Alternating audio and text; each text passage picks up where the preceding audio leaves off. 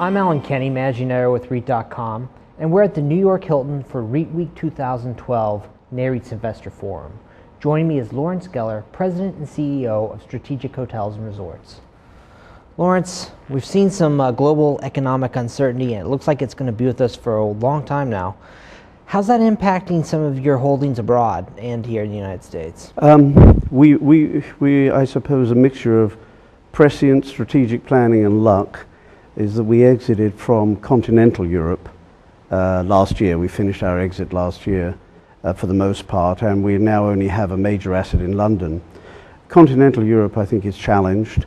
Apart from anything else, we exited with the euro over 160, and today it's in the 120s. I think generally the bigger issue will be a cutback, I suspect, in European travel into the United States, particularly discretionary expenditure and leisure. So I think the European cycle is a little problematic. We still have some distraction going on in China. Visas on the one hand are difficult to come by. Travel authorizations aren't easy. But generally I think this is a blip, and unless there's a meltdown with Italy, I think we may have some slowdown and a little bit of uncertainty, but that's about it. And a year ago when we last talked, we discussed the importance of retaining existing customers. How important is that now, and is that something you're still focusing on? It's really important because that's a base that you've already paid for. So we work very, very hard on our existing customer base.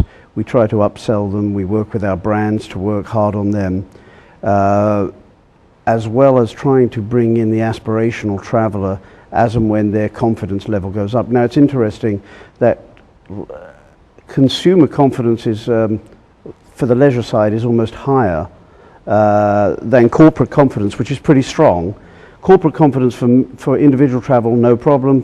For meetings, they're making their decision a little bit slower, but they're still making the decision. But the leisure business is strong, which tells me that we're right. Keep our existing customers, they're the cheapest ones to reacquire, and go for the aspirational ones as well.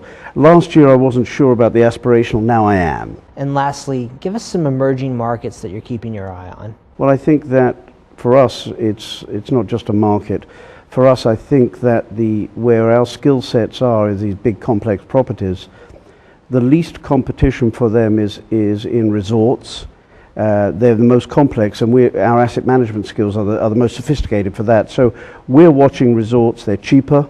They've got more room to go. But the most interesting thing about them is that they have no supply.